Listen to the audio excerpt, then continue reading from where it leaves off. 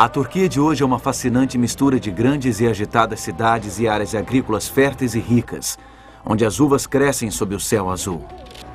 Seu povo é trabalhador e receptivo aos estrangeiros. Os turistas vêm aqui para conhecerem cidades da história bíblica ou para percorrerem locais que um dia dominaram a paisagem da antiga Anatólia.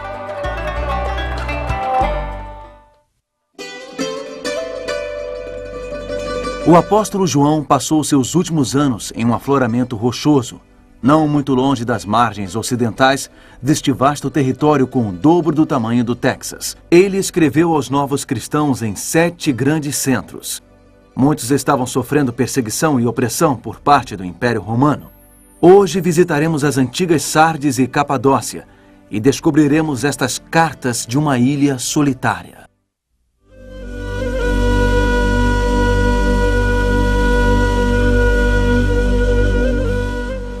Esta é a Capadócia, famosa por suas formações geológicas sem igual. Esta paisagem de conto de fadas na Turquia Central inspirou mitos e lendas durante séculos. É um lugar povoado pelas memórias da história, desde Alexandre o Grande aos sultões otomanos. É um lugar onde podemos imaginar dragões soprando fogo e viagens em tapetes mágicos. Estamos seguindo a trilha de uma carta enviada de uma ilha solitária no mar Egeu às 7 igrejas. Alguns de seus habitantes podem ter fugido para cá tentando escapar da perseguição religiosa. Os fatos que ocorreram aqui são ainda mais impressionantes que as lendas. Quem poderia imaginar que séculos atrás havia uma cidade subterrânea completa aqui, que esculpiu várias histórias em suas rochas? Uma cidade de 20 mil habitantes. Hoje você vai descobrir esta história surpreendente.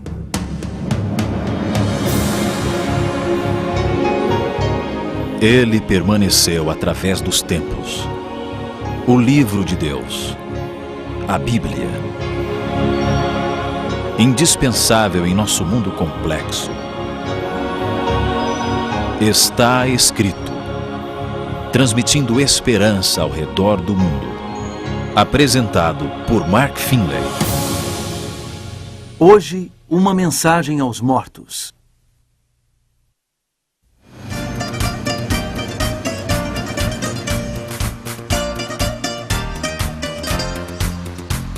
Nós viemos até aqui a ilha de Patmos, a 80 quilômetros da costa da Turquia, no mar Egeu, para pesquisar o significado de uma mensagem enviada daqui à cidade de Sardes. É uma mensagem especial, enviada aos mortos, isto é, aos mortos espiritualmente. Segundo a tradição, esta igreja do Apocalipse foi construída sobre a caverna onde o apóstolo João teve as visões e escreveu o livro do Apocalipse. E foi onde Jesus Cristo lhe transmitiu mensagens especiais, cartas especiais para os crentes da Ásia Menor. Há séculos, peregrinos vêm a este lugar em homenagem ao apóstolo e suas previsões apocalípticas. Bom, nós não sabemos o local exato, mas sabemos que João escreveu suas cartas desta ilha, nesta colônia penal do Império Romano. Cristo, o médico dos médicos, tinha uma preocupação especial com os crentes para os quais João escreveu. Ele queria diagnosticar seus males espirituais. Ele queria prescrever alguns remédios. Presumimos isso pelo tom dessas mensagens e podemos notar uma preocupação profunda na mensagem dada à igreja em Sardes. É assim que ela começa em Apocalipse capítulo 3 e versículo 1. Estas coisas diz aquele que tem os 7 Espíritos de Deus e as 7 estrelas. Conheço as tuas obras, que tens o nome de que vives e estás morto. Isso é que é diagnóstico implacável. O que há de errado com este paciente? O paciente está morto. É o que este médico da alma diz. Seu nome, o de uma igreja cristã, pode indicar que você esteja vivo. Você deveria estar vivo, mas na realidade, você está morto. Bom, é neste ponto que grande parte dos médicos param de tratar o paciente. Eles suspendem a medicação, eles desligam os aparelhos vitais. É hora de chamar o necrotério. Mas Jesus Cristo não é um médico comum. Com Jesus Cristo existe esperança, mesmo quando o paciente é aparentemente terminal. Jesus pode fazer alguma coisa, mesmo quando a situação parece sem solução.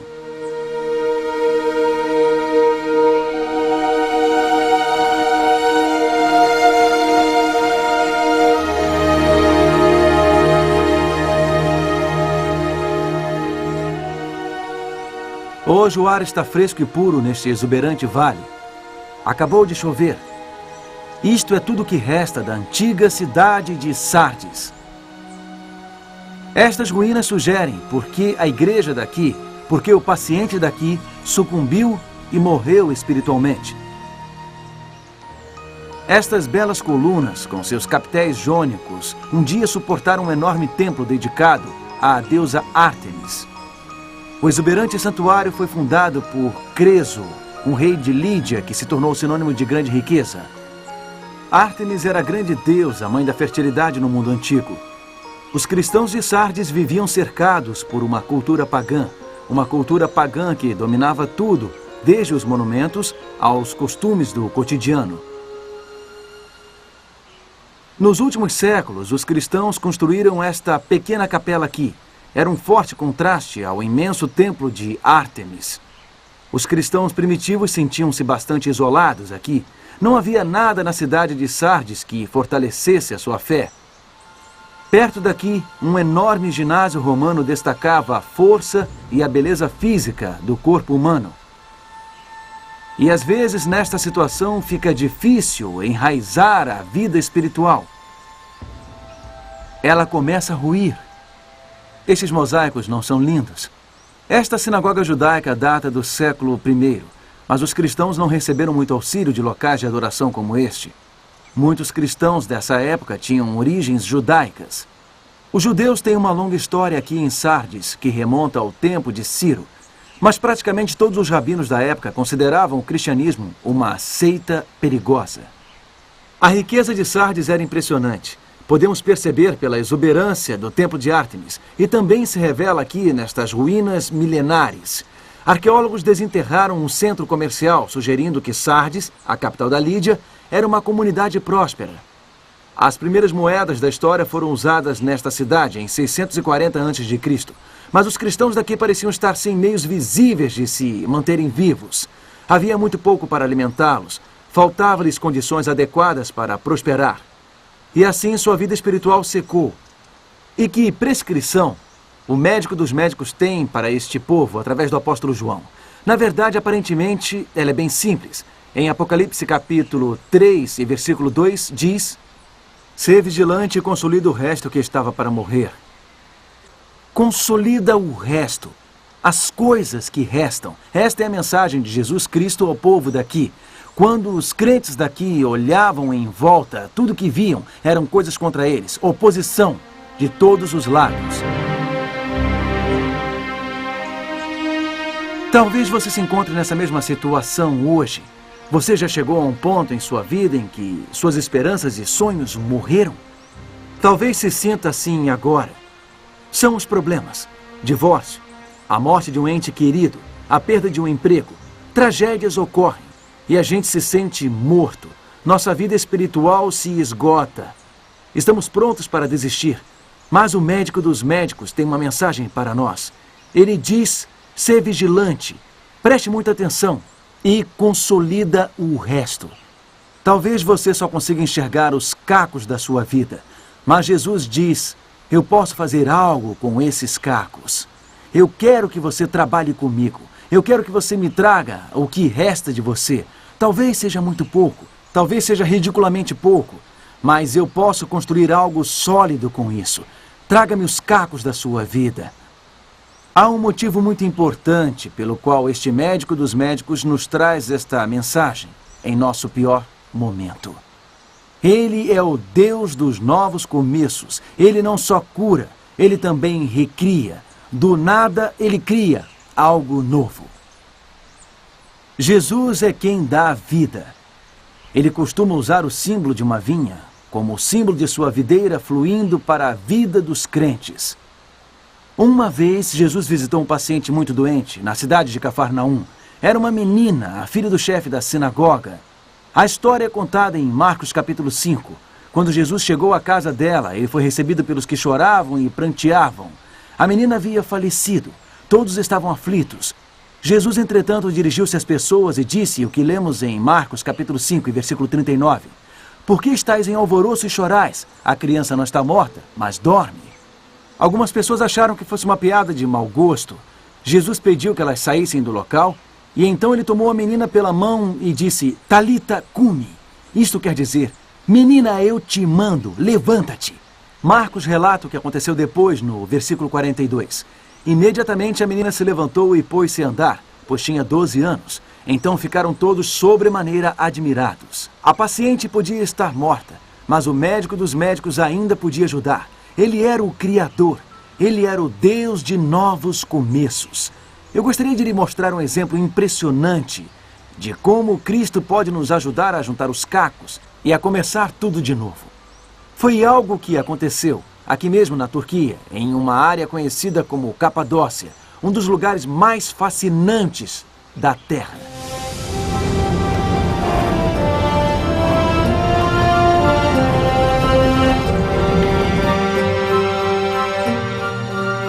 Esta incrível paisagem tem servido de abrigo natural ao longo dos séculos. As pessoas esculpiram casas e cidades subterrâneas nesta macia rocha vulcânica. Em vários momentos da história cristã, crentes foram conduzidos ao deserto por autoridades hostis. Aconteceu com os cristãos primitivos aqui da Ásia Menor durante os períodos de perseguição romana. E aconteceu mais tarde, quando os árabes armaram ataques surpresa nesta área, com o intuito de roubar. E aconteceu mais uma vez, quando as forças turcas do Império Otomano avançaram sobre este território. Muitos vieram para a Capadócia. As estranhas formações de terra aqui foram criadas a partir de enormes quantidades de lava e cinza depositadas aqui por 3 vulcões. Ao longo dos anos, o vento, o gelo e a água erodiram o material, formando estas rochas pontudas. Os cristãos acharam que estas formações geológicas ofereciam excelentes esconderijos. Estavam em busca de camuflagem em um lugar onde pudessem se defender de forças superiores. Então esculpiram habitações nos picos rochosos. Eles isolaram-se nesta paisagem proibida.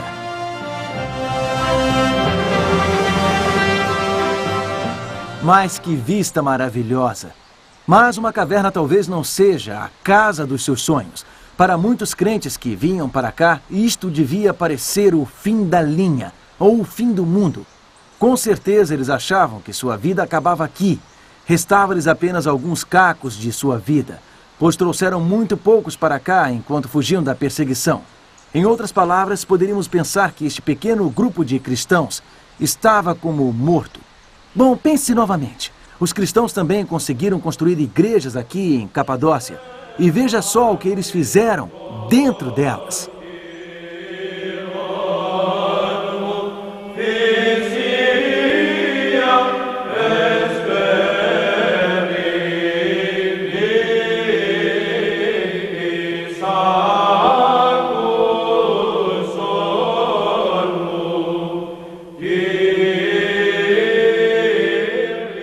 Aqui nesta igreja talhada na rocha, conhecida como Tokali Kilise, em todos os lugares fica evidente o compromisso dos crentes com a devoção do seu Deus. Fica evidente nos trabalhos entalhados nestas colunas. Fica evidente no trabalho sobre estes magníficos arcos. E fica particularmente evidente nos afrescos no teto arqueado, aqui na capela principal. São 29 cenas diferentes sobre a vida de Cristo. Sua anunciação, seu nascimento, seu batismo, os milagres que ele operou, sua morte, ressurreição e ascensão aos céus. Aqui uma coisa é certa. Jesus estava em toda parte.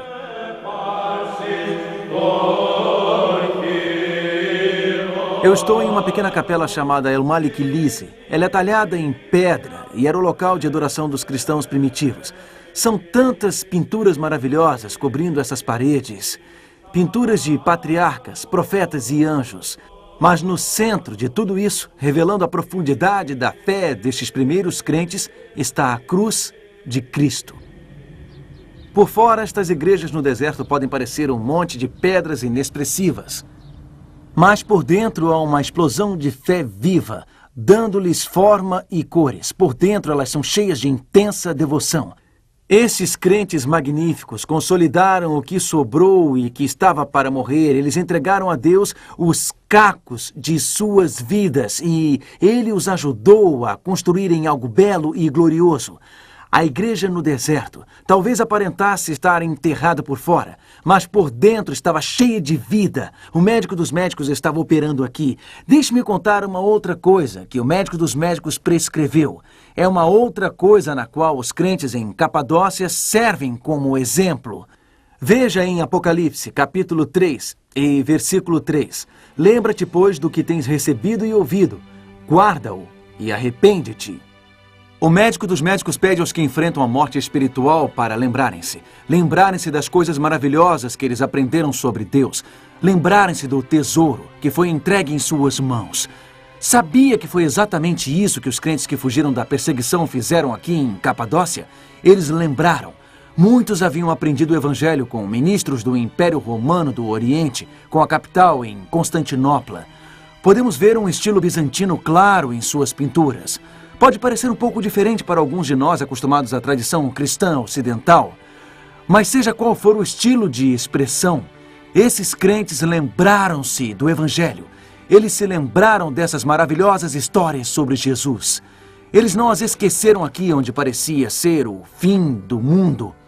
Eles não permitiram que elas se perdessem aqui na isolada Capadócia. E essa lembrança lhes aqueceu o coração. Eles se lembraram e encheram suas igrejas com a face de Jesus. Eles também lembraram com símbolos. Aqui na igreja chamada Uzumlu Lise, várias videiras estão pintadas nas paredes do santuário. Do que os crentes estão lembrando?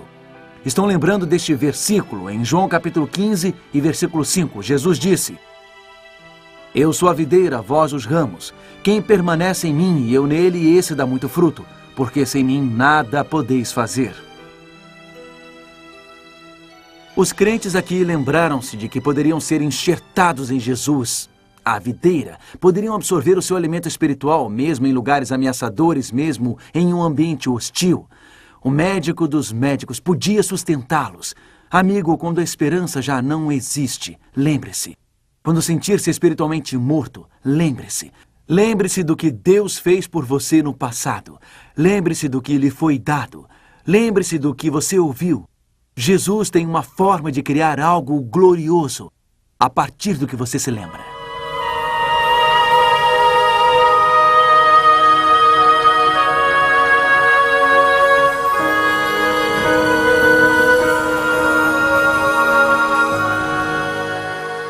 Vamos ver mais uma mensagem que o médico dos médicos deu ao povo em Sardes, o lugar dos mortos. Podemos encontrar em Apocalipse capítulo 3, versículo 4 e 5. Tens, contudo, em Sardes umas poucas pessoas que não contaminaram as suas vestiduras e andarão de branco junto comigo, pois são dignas. O vencedor será assim vestido de vestiduras brancas. Confessarei o seu nome diante de meu Pai e diante dos seus anjos. Que palavra de encorajamento! Mesmo em um grupo que parecia morto, Jesus indica pessoas que viviam dignamente. Não contaminaram as suas vestiduras. Foi uma maneira de dizer que eles não desistiram, não abriram mão da sua fé. Jesus tomou como referência aquelas pessoas boas, aquelas pessoas que se mantiveram fiéis à palavra de Deus. E então ele prometeu maravilhas a todos que o seguiram. Jesus queria confessar diante de seu Pai Celestial o nome deles, dizer coisas boas sobre eles. Queria ouvir um vasto grupo de vencedores, fiéis à palavra de Deus. Depois, no livro de Apocalipse, lemos sobre a grande multidão vestida de branco. Este é o plano do médico dos médicos, que pede que entreguemos a ele os cacos de nossa vida. Este grande médico promete criar uma maravilhosa comunidade, uma comunidade bíblica a partir dos que se mantiveram firmes. É isso que ele faz. Ele é o Deus do recomeço. Deus também criou um recomeço muito significativo em um momento crucial da história. A igreja de Sardes também representa um período da história da igreja, no período da Reforma. Durante séculos e séculos em que a verdade de Deus foi reprimida, fiéis homens e mulheres de Deus ofereceram-se para defender a sua causa. A verdade que há muito se perdera de vista ao longo do tempo voltaria a brilhar. A verdade de Deus não seria esmagada para sempre. Deus levantou os reformistas. Os valdenses copiaram as escrituras à mão. De seus esconderijos nas montanhas no norte da Itália e sul da França, eles enviaram moças e rapazes por toda a Europa para transmitir a palavra de Deus. Na Tchecoslováquia, John Huss, junto com seu amigo Jerônimo, fizeram da obediência a Deus um lema. O reformista alemão Martinho Lutero retomou a verdade da salvação pela fé. John e Charlie Wesley iniciaram um despertar espiritual e poderoso na Inglaterra, enfatizando a santidade e o crescimento na graça. Durante este período da história da igreja, que podemos chamar de período de Sardes, durante a Reforma, nos anos de 1500 e 1600, as verdades bíblicas que estavam perdidas de vista foram retomadas. Verdades bíblicas como o batismo por imersão, a segunda vinda de Cristo e a obediência à lei de Deus foram abraçadas pelos cristãos de todas as partes leais à Bíblia. Deus criou um novo começo para a sua verdade. Ele criou um novo começo para o povo que enfrentava perseguição.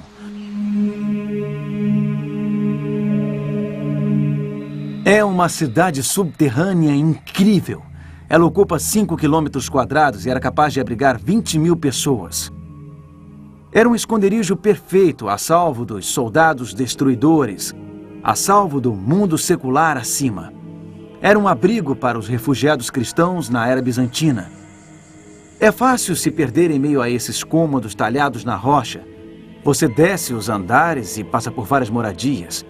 É como andar, um andar após o outro e após o outro. É incrível que haja 19 histórias aqui que um dia se conectaram através de moradias, cozinhas, salas de reuniões e igrejas. Túneis de ventilação foram especificamente construídos para trazer ventilação aos andares mais baixos.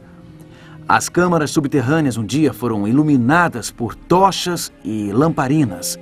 Entradas estratégicas podiam ser fechadas por uma enorme pedra redonda semelhante a um mó. Ela era mantida em um nicho, onde podia ser rolada por uma passagem, isolando-os completamente dos ataques.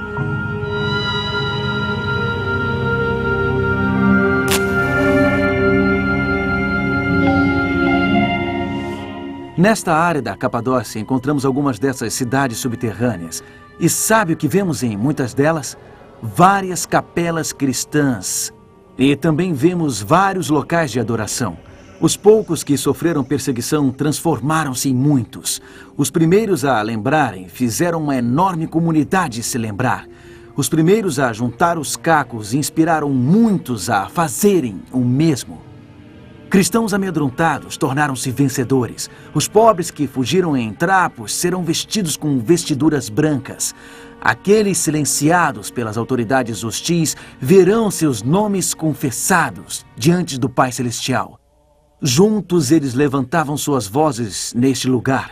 Vozes de louvor que ecoavam do subsolo das câmaras e se propagavam para longe. Vozes confiantes, vozes fervorosas que louvavam o médico dos médicos, o Deus da nova criação, o Senhor dos novos começos. Esta foi a mensagem à igreja morta aqui em Sardes. Eu posso fazê-la viver novamente. Seja um galho da minha videira e eu lhe darei alimento. Talvez você até pense que está no fim da linha hoje. Talvez a sua vida espiritual tenha se esgotado e você se encontre espiritualmente morto em um deserto. Então tome posse desta mensagem do médico dos médicos. É uma mensagem para você quando parece não haver mais esperança. É uma mensagem a nós quando nos sentirmos mortos espiritualmente. O Criador diz: entregue-me os cacos de sua vida. Eu posso criar algo lindo com eles. O Criador diz: lembre-se do que você recebeu. Lembre-se do que eu dei a você. Eu posso criar algo lindo com isso. E ele diz: com o pouco que há, eu posso construir uma fé forte, uma comunidade forte espiritualmente. Por favor, entregue a ele hoje o que lhe resta. Ligue-se à videira da vida. Abra o seu coração para ele. Dê a ele as brasas apagadas da sua fé. E permita que o Espírito Santo transforme-as em uma grande chama. Dê a ele o seu pouco. E permita que Deus transforme em muito. Entregue a ele o que você tem. E ele transformará em algo glorioso. Permita que ele crie algo belo com os cacos. Por que não aceitá-lo neste momento? Por que não dar a ele agora o pouco que resta da sua fé? Enquanto nós oramos, querido Pai, Obrigado pelo exemplo desses crentes maravilhosos no deserto. Obrigado por sua concepção de fé. Ajuda-nos, Pai, a seguirmos os passos deles. Neste momento, colocamos em Tuas mãos o pouco de fé que ainda temos. O que quer que seja, por favor, transforme em algo proveitoso, algo belo. Ajude-nos a ter uma fé forte e crescente. Transforme nossa vida de forma que os outros possam ver que Tu és real. Nos consagramos neste momento em nome do médico dos médicos, nosso Senhor e Salvador, Jesus Cristo. Amém.